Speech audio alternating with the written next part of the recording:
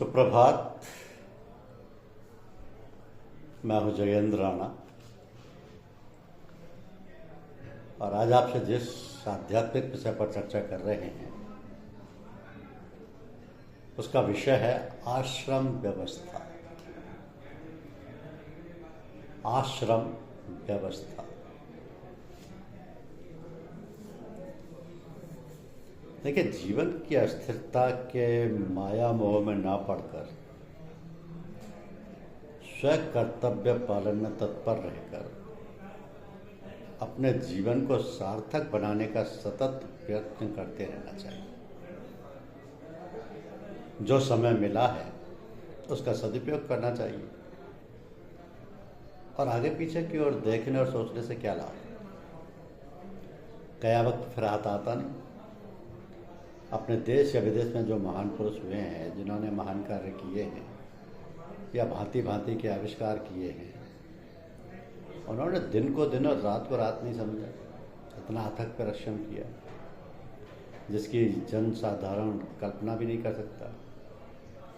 यह होता तभी है जब हम अपना तनिक भी समय व्यर्थ न जाने दें। यह अभ्यास तभी हो सकता है जब माता पिता अपने बच्चे को बचपन से ही काम कराने का अभ्यास कराएं। बच्चे प्यार से फुसलाने से जितनी बात मानते हैं उतनी डांटने फटकारने से नहीं। तो डांटने फटकारने से तो उनमें उद्दंडता आ जाती है और उनके अंदर विद्रोह की भावना पनपने लगती है।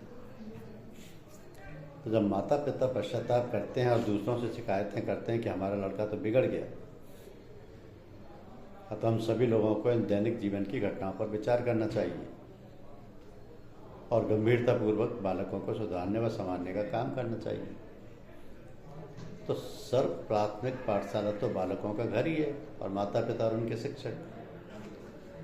किंतु जब माता पिता ही शिक्षित ना हो तब वे बालकों को कैसे शिक्षित करें। तो शिक्षित होने का तात्पर्य केवल स्कूल की पढ़ाई और बीए या एमए की परीक्षा पास करना नहीं है। उनके अंदर होनी चाहिए नैतिक, धार्मिक और आध्यात्मिक शिक्षा और इन सब शिक्षाओं के साथ व्यावहारिकता। तो यदि हमारी शिक्षा व्यवहार और व्यापार में हमारे दैनिक जीवन में काम ना आई, हमारे शारीरिक, मानसिक और आत्मिक उन्नति में सहायक ना हो सकी, तो ये व्यर्थ है। शिक्षित होने का अर्थ है व्यवहार और कार्य में कुशलता। व्यवहार और कार्य में कुशलता प्राप्त करना कोई सहज कार्य नहीं है। जब तक योग्य गुरु के सानिध्य में रहकर उसका प्रयोगात्मक अभ्यास ना किया जाए तब तक योग कर्मसु कौशलम की स्थिति को प्राप्त नहीं किया जा सकता। तो प्राचीन आश्रम व्यवस्था इसलिए बनाई गई थी। गुरुकुल ऋषिकुल की स्थापना की जाती थी जहाँ पर आप्त पुरुष व वेद शास्त्रों के विद्वान ही नहीं बल्कि मर्मज्ञ और आध्यात्म विद्या में निष्णांत वहाँ के अध्यापक और आचार्य होते थे। शिष्य पूर्ण ब्रह्मचर्य का पालन करते हुए जब तक विद्याध्ययन करते तब तक गुरुकुलों में ही निवास करते। तो गुरुकुल अरण्यमय होते थे, घर गृहस्थी के झंझटों से दूर और सांसारिकता से बिल्कुल अलग। गायों को दूध पीने, फलाहार और सात्विक भोजन करने के साथ यौगिक व्यायाम व यौगिक शिक्षा भी चलती थी। अध्यापन की पद्धति तथा दैनिक दिनचर्या ऐसी होती थी कि शारीरिक, मानसिक और आध्यात्मिक उन्नति साथ ही साथ होती जाती थी। तो जो विद्यार्थी जिस विषय में पारंगत होता उसकी उपाधि से उसे विभूषित किया जाता। इसके बाद वो गृहस्थाश्रम में प्रवेश करता था। आश्रम व गुरुकुल के सारे ऋषि, मुनि, आचार्य, उपाचार्य और शिक्षक गृहस्थी होते थे। उस प्रकार बालक हर प्रकार से योग्य और व्यवहारिकता में शुद्ध, पवित्र और श्रद्धा, विश्वासपूर्वक भगवान की शक्ति, उपासना, कर्म और ज्ञान का समन्वय रखता हुआ जीवन यात्रा में सफलता प्राप्त करता था। वर्तमान समय में शिक्षा का रंग ढंग बिल्कुल परिवर्तित है। विदेशियों का शासन रहने के कारण उनकी विचारधारा से ओतप्रोत हमारी शिक्षा का रंग ढंग बिल्कुल बदल गया है। देश, जाति और धर्म का बंधन और जटिल हो गया है। आध्यात्मिकता तो क्या, नैतिकता का कोई स्थान नहीं रहा। समाज और राजसत्ता की जड़ें बड़ी लच्चर और दूषित हो गई। सामाजिक, राजनीतिक, धार्मिक और आध्यात्मिक तालमेल बिल्कुल बेताल हो गया है और यही देश की वर्तमान दुर्दशा का कारण है। ये आशा और भरोसा लिए अब हम पुरानी आश्रम व्यवस्था लाने का प्रयत्न करें। इसमें सभी लोगों को सद्भावना व सक्रिय सहयोग की आवश्यकता है। आश्रम वास करें, इसको चलाने में योगदान दें, साथ रहें, क्योंकि विचित्र बात है मनुष्य में, जहाँ और मनुष्यतर बच्चे पैदा होते हैं और चलते कूदते और माँ का दूध पीने लगते हैं, वहीं मनुष्य का बच्चा अपने आप कुछ भी करने में समर्थ नहीं होता। मलबा मूत्र का त्याग स्वयं करता है, किंतु खाना पीना अपने आप नहीं कर पाता। माता उसे दूध पिलाती है, उठाती है, बैठाती है, सुलाती है, जबकि जानवरों के बच्चे ये सब क्रियाएं स्वयं करने लगते हैं। मनुष्य का बालक बिना सिखाए कोई काम करता ही नहीं। माँ बच्चे की हर बात का ध्यान रखती है। जब बच्चा रोता है तब माँ उसकी परख करती है कि बच्चा क्या चाहता है। चतुर्माँ ये सब समझती है। बच्चे को भूख होगी तब रोएगा, प्यासा होगा तब भी रोएगा, नींद लगी होगी तब भी रोएगा, जब मलमूत्र त्याग करने की इच्छा होगी तब भी रोएगा, किंतु हर बार के रोने में अंतर होगा। माँ हर वक्त बच्चे को देखती है, पास बैठती है, सब काम करती है, तो उसे अंदाज़ा हो जाता है कि बच्चा किस कारण रो रहा है और फिर वही काम करती है जिससे बच्चा शांत हो जाता है। तो जिस प्रकार हम देखते हैं कि बालक को सब बातें सिखानी पड़ती हैं, बच्चा केवल संकेत करता है कि वो क्या चाहता है और माँ उसकी सहायता करती है। इस तरह शनै शनै बच्चा बढ़ता है और उसके क्रियाकलापों में परिवर्तन आता जाता है। माँ उसकी आया व धाय का काम करती है और शिक्षक का भी। इसलिए शास्त्रों में कहा गया है कि मातृ देवो भवे।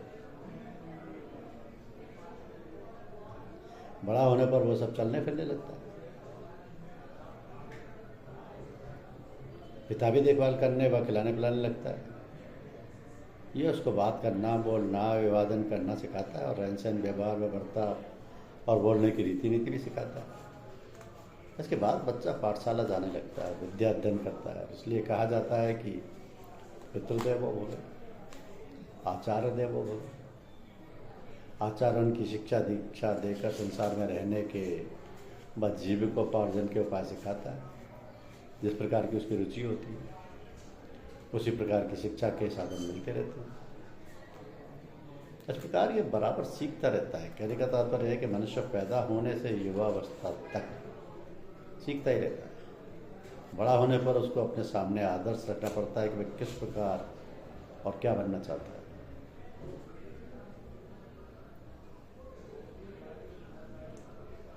तो जीवन के किसी भी स्तर पर हूँ, पर हमें भगवान के चरित्रों से प्रेरणा मिलती है। जीवन सामाजिक हो, चाहे नैतिक हो, धार्मिक या चारित्रिक हो, गृहस्थ का हो या वैराग्य का हो, सन्यासी का हो, सभी दिशाओं में स्वच्छ और स्पष्ट रूप से हम उनको मानकर उनकी शिक्षाओं पर चलकर जीवन को पूर्ण रूप में सुखी, समृद्धशाली और सफल बना सकते हैं। अब प्रश्न उठता है कि वह आदर्श हम कैसे प्राप्त करें। इसके लिए सबसे अच्छा, सुगम और सुलभ साधन है गीता। गीता में भगवान कृष्ण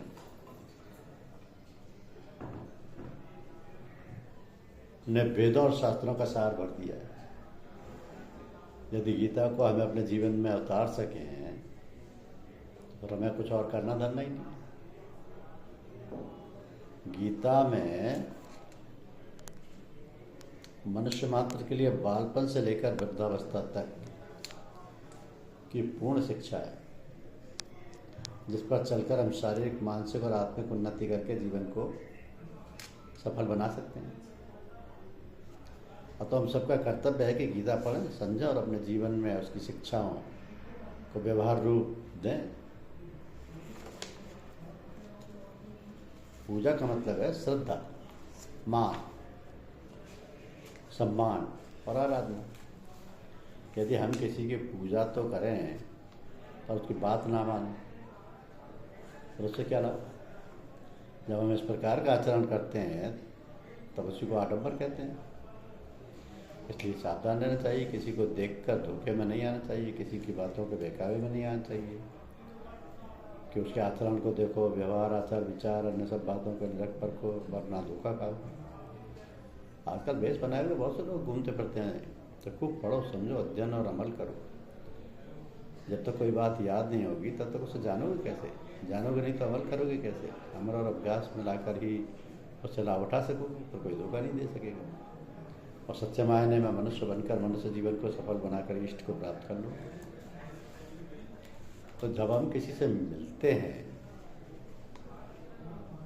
और इस प्रकार मिलते हैं कि हम में और उस मिलने वाले में कोई फर्क या कोई अंतर नहीं रहता, हम दोनों में किसी प्रकार का भेदभाव नहीं रहता, ये भाव ही नहीं उठता ये कौन है अथवा हम कौन है, तब फिर किसी प्रकार की भिन्नता नहीं रहती। एक प्रकार के आनंद की अनुभूति होती, एक अद्भुत प्रकार का रस आता है जिसका वर्णन नहीं किया जा सकता। यह अनुभूति तब मालूम होती है जब तीसरा व्यक्ति आ जाए, हम दोनों के मध्य कोई ऐसी घटना घट जाए जिससे हम दोनों का मन उचाट हो जाए। तब हमें उस स्थिति का भान होता है और तब ऐसा लगता है कि वे क्षण कितने मधुर, स्फूर्ति और आनंद के थे जब हम दोनों की विचारधारा, हम दोनों का ख्याल एक था। तब हमें किसी दूसरे की, किसी दूसरी चीज़ की चाहना तो दूर ले, कल्पना मात्र भी नहीं थी। कैसा अपूर्व आनंद था उस समय, हमें इसका बोध तब होता है। तो ये कोई ऐसी बात है जिसका भान या अनुभव हम में से किसी को ना हुआ हो। ऐसे क्षण जीवन में प्राय आ जाते हैं। अब हम विचार करें कि यदि कोई ऐसी बात हो जाए, ऐसी कोई भावना हमारे अंतर में भर दे जिससे हमारी ऐसी दशा पैदा हो जाए कि संसार के प्राणी मात्र से हमारा ऐसा ही स्नेह, ऐसा ही लगाव हो जाए, ऐसे ही भाव उदय हो जाए जिससे हम सबसे, सारे प्राणी मात्र से नहीं, सभी जीव जंतुओं से ही क्यों, सारे वृक्षों से, पेड़ पौधों से, पृथ्वी और आकाश से, सितारों, सूरज, चंद्रमा से, वायु जल के सभी वस्तुओं से एक ऐसी प्रीति और प्रतीति हो जाए जहाँ अपने और पराये का विचार ही ना उठे, जहाँ अपनापन ही का भास हो, बल्कि ये भास भी ना हो कि ये भास भी ना रहे, एकत्व हो, अद्वैत हो। तब फिर क्या? अरे तब तो समझ लीजिए आपको भगवान का साक्षात्कार हो गया, आपको उस परम सत्ता का दर्शन हो गया, आपने आत्म तत्व को पा लिया। इस प्रकार की दशा का वर्णन सहज है, सुनने में भी बहुत प्रिय है, किंतु वास्तविकता से बहुत दूर। ये दशा और ये अलग की स्थिति, इसका कारण यह है कि हमारे अंतर में इतनी बनावट आ गई है कि इतनी अहंता ममता पैदा हो गई है कि हम अहम में इतने तल्लीन हो गए, प्रत्येक वस्तु हमें हमसे दूर अलग अलग समझ पड़ती है। हमारे अंतर में द्वैत का पर्दा इतना मोटा हो गया है कि सब कुछ अलग, अनोखा, विचित्र और अपने से दूर दिखलाई पड़ता है। तो ये जो अहम ममता का भाव है और ये जो दुई का पर्दा है, इसी से हमारा सारा खेल बिगड़ गया है। कठिन कहना, सुनना, करना, धरना, सोचना, समझना, सभी कुछ कठिन हो गया है। इतना जाल हमारे अंतर में पड़ गया है जिससे हम विवश हैं वैसा सोचने, समझने और करने को। तो ये माया जाल, मोह का फंदा आखिर आया कहाँ से? ये विचार ही नहीं उठता हमारे हृदय। यदि विचार हो और हम उस पर मनन करें तो कुछ प्रकाश मिले, किंतु हमें इतना समय ही नहीं मिलता। हमारे पास इतने काम धंधे हैं कि हमें ज़रा भी सोचने समझने का अवसर नहीं मिलता। कहीं कथा वार्ता है, भगवत चर्चा हो रही हो तो हमें फुर्सत नहीं रहती, लेकिन सिनेमा, नाटक, नौटंकी, नाच रंग के लिए समय तो अपने आप ही निकल आता। उसके लिए तो हमें सोचना विचारना नहीं पड़ता। भला क्यों? इसलिए कि उस प्रकार के संस्कार हमें जकड़े। यही तो है माया मोह का जाल, और यही हुआ अपने कर्मों से। यह हुआ है अपने ही कर्मों से। धीरे धीरे उनमें रमते रमते ऐसे रंग गए कि बस उसी को हो गए, उन्हीं का बंधन हमारे अंतर में फैल गया। तो क्या ये जाल, ये बंधन वाला कभी कट भी सकता है? हाँ, कट तो सकता है, मगर बहुत कठिनाई से। कहीं किसी संत महात्मा का दर्शन हो जाए तो दर्शन मात्र से ही हमारे अंतर में हलचल बच जाएगी, वो जाल छिन्न-भिन्न होने लगेगा और अंतर द्वंद्व मच जाएगा। और ये संत दर्शन यदि नित्य प्रति मिलने लगे तो हमारा कल्याण हो जाएगा। फिर तो शनै शनै हमारे अंतर की सारी कालिमा, सारे कलुष, सारी दुविधा, सारा द्वैतपन, सारी अहंता ममता धीरे धीरे ऐसे हट जाएगी जैसे जल से काई फटती है। जो ही हवा के झोंके रखते हैं, काई एक ओर से हट जाती है और निर्मल जल जो नीचे छुपा रहता है निकलता रहता है। इसी प्रकार जब संत दर्शन मिलते हैं और नित्य प्रति का सत्संग होता है तो हमारी आत्मा जो नित्य सत्य निर्मल और विमल है उस पर से मल विक्षेप और आवरण हटते जाते हैं और आत्मसत्ता अपने असली रूप में सिमट कर सारी व्यर्थ की वस्तुओं को हटाकर अपना निज का साम्राज्य जमा लेती है और हम विशुद्ध रूप में अपने असली भाव में आकर निर्मल बनकर सद्व्यवहार, सदाचरण, सत्य भाषण व सत्य कर्म में प्रवृत्त होकर सहज भाव, सहज रूप स्वरूप और भगवत सत्ता के प्रकटीकरण का हेतु बनकर संसार को आलोक प्रदान करने लगती है। तो ये सब अनायास ही बिना सोचे विचारे ही नित्य निरंतर स्वाभाविक रूप से होने लगता है, क्योंकि अब आत्मसत्ता में कोई विकृति नहीं रह जाती, नित्य शुद्ध मुक्ति अवस्था रहती है। यही है सत्संग की बात। सत्संग तभी मिलेगा जब भगवत कृपा होगी। अतः हमें भगवान से प्रार्थना करना चाहिए कि वह हमें ऐसे संत महात्मा से मिला दे जिससे हमें उसके पास पहुंचने का मार्ग मिल जाए। तू जन हरि से हेत कर, कर हरिजन से हेत, राज मुल्क हरि देत है, हरिजन हरि ही देत। ओम हरि।